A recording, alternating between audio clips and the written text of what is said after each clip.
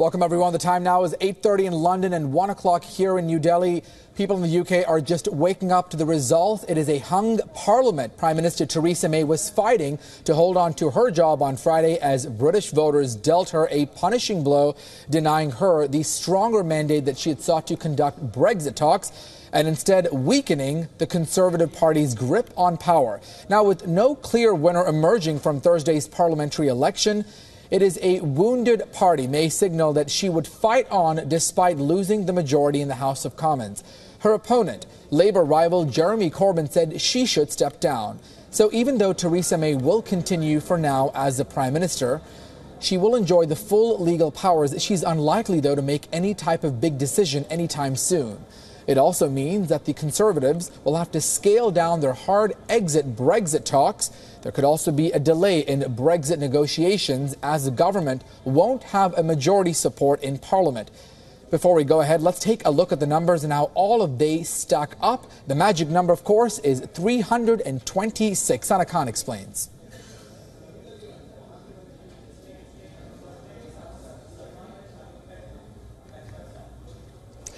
All right, let's take a look at the numbers. Clearly, as Archit was talking about, Theresa May, well, her gamble has clearly backfired. She's lost that kind of majority. Even what she had, she's lost even those numbers. Let's take a look at what happened today with the Conservatives. Till now, the tally is 315. The magic figure was 326. Clearly, a few seats short of that magic number, which means that if the Conservatives have to remain in the government with Theresa May as the Prime Minister, there's a question mark there as well. They have to form a coalition government. Will it be a majority coalition or a minority coalition? That remains to be seen. The biggest gainer of this election is Labour leader Jeremy Corbyn. Look at those numbers, 261. Important to point out here is that the figures are more or less in accordance with the exit polls, what the exit polls had said. For instance, they'd said 314 for Conservatives and then later on added 4 more seats, but that number anyway quite close. Then we move on to the Liberal Democrats. Remember, this was the party that was in coalition with the previous government in 2010 with the Conservatives. Their share has also gone down slightly. They ended up with 12 seats. Another party to look at is Scottish National Party, or the SNP, the leader Nicola Sturgeon, ending up with 35 seats. They had many more seats in the parliament. Clearly another loser of this election, and the rest of the parties as well. But clearly out of this, the biggest gainer, Labour's Jeremy Corbyn, and the loser would be the Tory party with their leader and the British Prime Minister Theresa May taking a big blow in these elections. Back to you, Archit.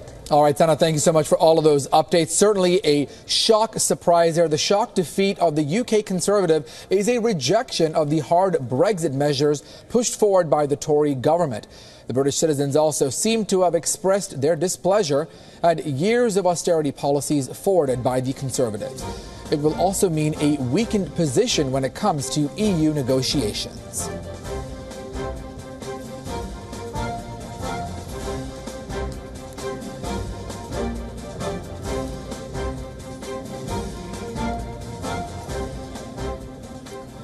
All right, to get perspective on this story, we're joined by Surya Gangadharan, senior editor here in WION in New Delhi, as well as correspondent Raghavendra Rao to shed some perspective. Surya, let's talk about this first of all. In terms of both candidates, both parties, what are the implications for India and South Asia? Is one perhaps better fit for India? Well, frankly, whether it's Conservative or Labour, India is fairly strong with both. And in recent times, the Labour Party under Corbyn has also come to reflect the Conservative position on Kashmir, which is a practical and pragmatic one, which India has no issues with. But yes, there are certain nuances here. There will be some differences in detail in the way they approach these issues. Perhaps Labour, because of perhaps their reliance on some votes from certain communities, constituencies, they'll be a little tougher on those issues, maybe Kashmir, human rights. Those issues are there. Otherwise, broadly, we are okay with both parties. There's no issue there. And India is one of the biggest investors in the city of London. they all welcome investment. All right, let's go over to Raghavendra Rao, also standing by in the WION newsroom. Raghavendra, let's get some perspective on this with regards to trade deals, visas. Certainly a lot of South Asians, call the UK home, but with this uncertainty with Brexit and now the new leadership, it really puts everybody sort of, the big question is who will take UK forward? Your thoughts? Well, absolutely, Archit, and this uncertainty is likely to stay on for a few more days because the kind of numbers that have been returned following these elections, though the Conservatives have managed to emerge as the single largest party, but the fact that they are still short of a majority will put a big question mark over whether Theresa May actually stays on as the Prime Minister, and if she manages to do that, whether she's able to prove her majority on the floor of the House. Now, with the Labour Party in a resurgent mode of sorts, they would also do everything possible to make life difficult for the Conservatives in the House of Commons, and any legislation which the Theresa May government may bring in will meet with some kind of resistance, a renewed resistance, I would say, in the House of Commons, and things are only going to get difficult for the Conservatives, even if Theresa May manages to cobble up a coalition or decides to continue with a minority government. All right, let's now go over to scientist Ravi Prasad joining us from London to get the mood and how things are shaping up there on the ground. Ravi, what is the chatter like there, especially among South Asians, now that Theresa May is not able to hold on to her majority? I think it is a surprise, frankly, but a very welcome surprise, actually. South Asians in general tend to favor the Labour Party as the party that is a little bit more outward-looking and represents citizens of the globe, if you will. And so it was unclear that what the result would be, but this is a welcome surprise. Ravi, let me also ask you a follow-up question with regards to that. Certainly the issue of visas and immigration, education policies as well, huge on a lot of South Asians' minds, many people who leave India to go there to the UK to work or to study. What impact is this new leadership going to pose to Indians abroad there? Yeah, so I think it is positive in general. It seems like the lack of a clear outright majority party is going to mean that decisions will be hard to come by in the coming time. And that's a good thing for South Asians and immigration because the UK was looking to remove itself from the EU under Conservative leadership. All right, let's go to Surya Gangadhar now to talk about the economic impacts, the economic angle. Certainly, the talks about Brexit weighing heavily and clearly backfiring for May. This is probably not something she expected, calling those surprise elections about 7 weeks back. Was this a fundamental mistake that she perhaps made, not expecting it to go the way she had planned? If you recall 2004 or 2005, the then Vajpayee government had called elections on the platform of India shining. And every prediction went wrong. I mean, they lost. So when you look at how Theresa May has lost this election, she seems to have compounded the mistake that David Cameron made when he held a referendum, when he had no need to, I mean, there was no requirement for a referendum on Brexit, yet he went ahead with it and then had to go ahead with it. And this time here too, she had 3 years left of her tenure. She went ahead with an early election, basically, I believe, to stabilize her own power. And the end result, she lost. So clearly, I don't think the Conservative Party is going to waste much time in keeping her. She's lost the election for them, and probably she'll have to go. All right, let's go over to Mandy Clark joining us live from London. I've been tracking the story since it developed. Mandy, you've been there talking to people in South Hall and other pockets where there's a heavy South Asian population. Certainly a surprise result. In fact, we talked about this, these surprises that we've been seeing from Brexit to what happened in the U.S. with the Trump election and now this. It seems that many people in the UK are still divided. There's really not a sense of unity. No, certainly, and definitely looking at this, the result, a hung parliament is probably not a great position for Britain to be in, but it just shows how a lot of the public have lost faith in the ruling Conservatives. And it does put a big question mark if Theresa May will step down. There was conversations already about will there be another leadership contest if she decides to step down, and who will be those candidates. They're talking about Boris Johnson. And this conversation about already another leadership contest, right, so fresh after the leadership contest happened in the earlier this year after the Brexit. These are two bad decisions. The Brexit decision, that referendum, as Surya rightly pointed out, didn't have to happen. This is snap election, didn't have to happen.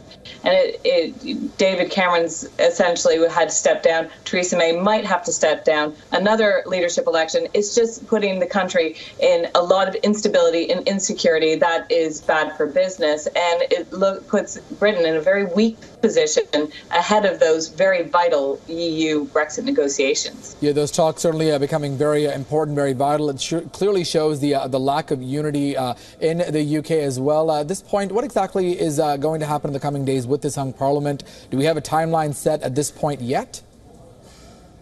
We don't have a timeline set. We do know they have to have something formed by June 18th. That's when Parliament resets, essentially. So they have up until that time. Last time when we had a coalition government here in Britain was in 2010. That's when the Conservatives paired up with Liberal Democrats, and that took them 5 days to reach a coalition government. That was seen as very quick. So certainly there's a bit of time before that decision has to be made, but not a lot of time. And if she does decide to step down, then that just adds another kind of wrench in the works on how this new government is going to be formed and what it's going to look like. All right, let's go to Raghavendra Rao standing by in the newsroom as well. Raghavendra, let's also talk about the global implications, how some of the other world leaders are going to react to this this news of a hung parliament in the UK. And really it makes Britain look a lot weaker, the fact that they weren't able to form that government, the magic number, of course, being 326, and neither party able to achieve that.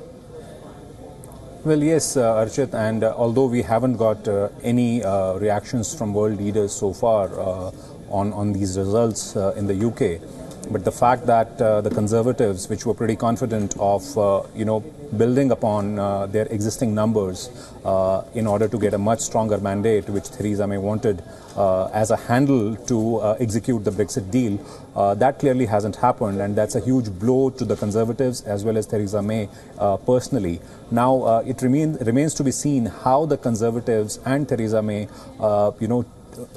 how they deal with this situation, how they, manage to either stay in power, or what course does the UK politics take after this development. Now, the Labour Party may have been in a resurgent mode, but the fact that they too do not have the numbers with them, that has further compounded the problem, because the kind of numbers which are coming in, 260 odd is something which the Labour Party has got. Now, they are clearly a fair distance away from that magic 326 mark, and even if they were to ally with some other players, it remains it looks very unlikely that they would be able to cobble up the numbers to form a government. So a lot of political uncertainty as far as the UK is concerned.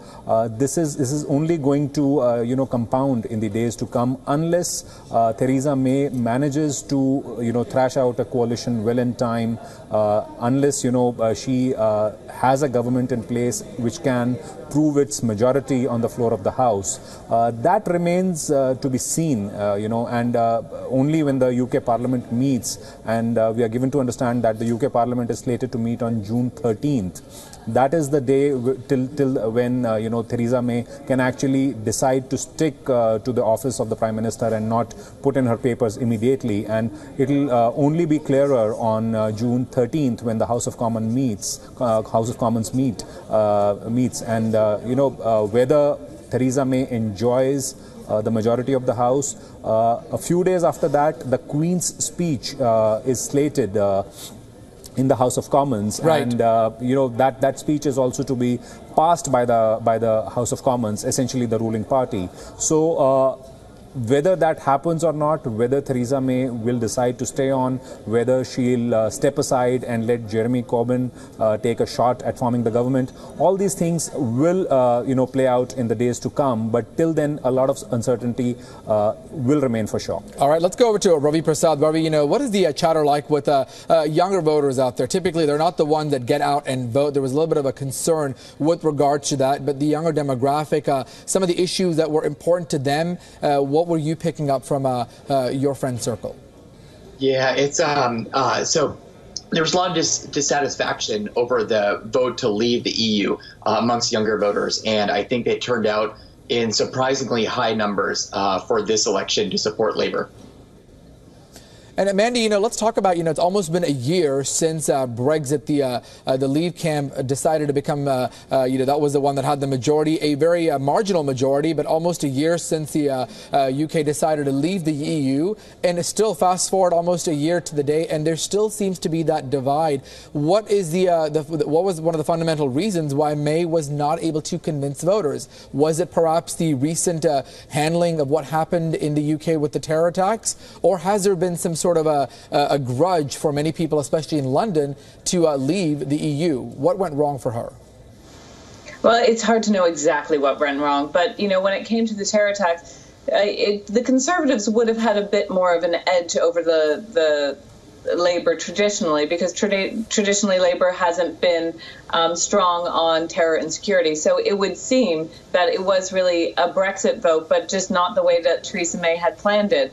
As you pointed out, that it was a very divided vote, and the decision to leave was very marginal.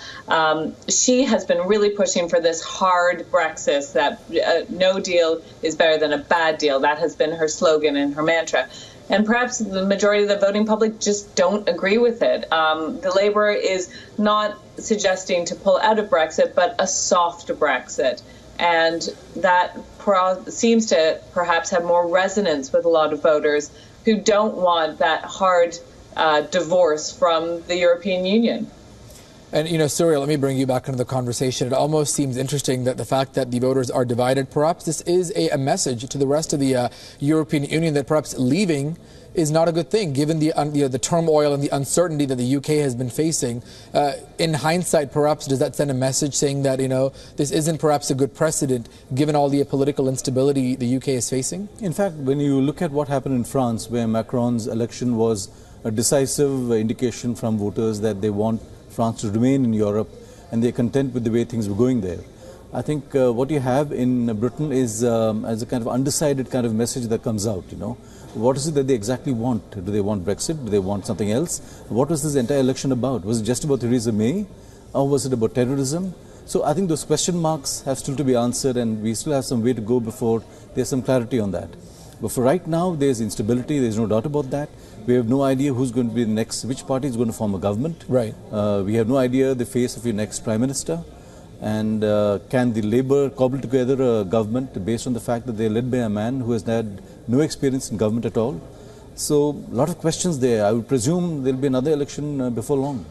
All right. Let me go over to Ravi Prasad, also standing by in London. Ravi, we spoke to several Britishers who were actually in India, many of them in the business sector, and they talked about economy. That was the key issue driving to them. The economy, the instability, that was the issue that kept coming in hand again. We talked about Brexit. We talked about education.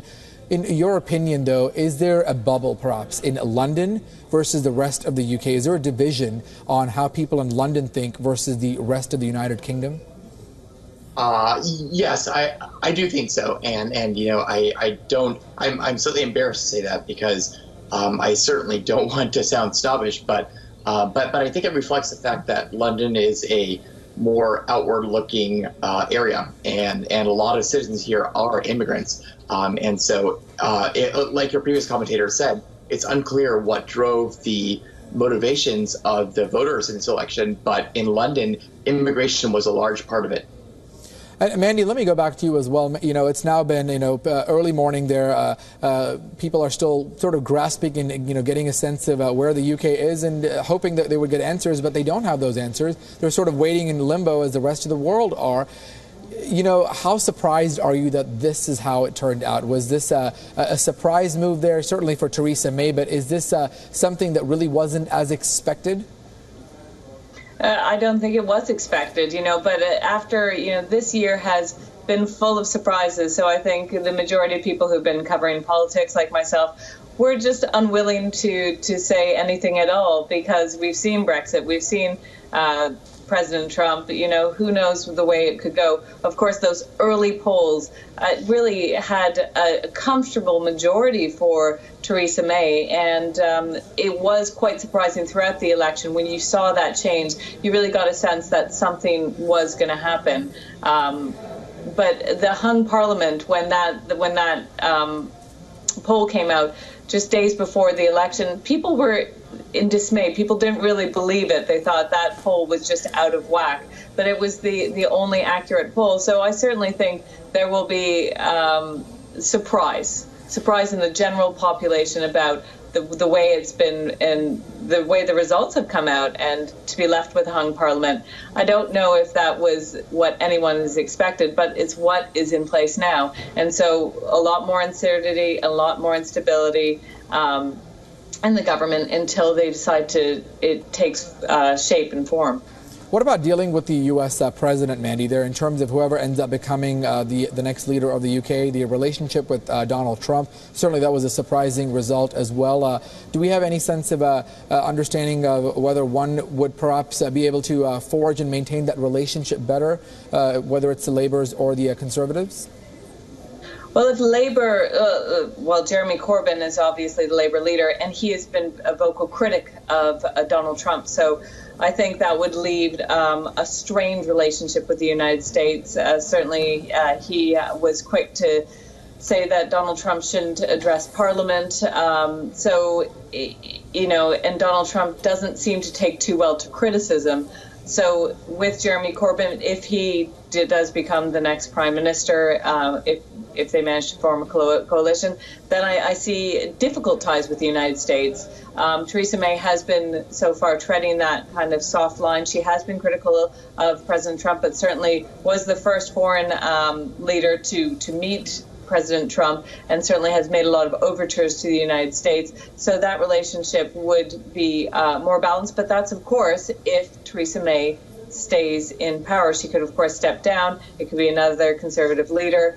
Early speculation is Boris Johnson. He is another big personality as well. So it's very difficult to predict. I think under a Conservative coalition, you're going to see a more traditional relationship with the United States, and that quote-unquote special relationship. Under Labour, it might be a bit more strained. All right, we at this point want to thank all of our guests, Surya Gangadharan here in New Delhi, Raghavendra Rao in New Delhi, Mandy Clark in London, as well as Ravi Prasad. Thank you all for your perspectives.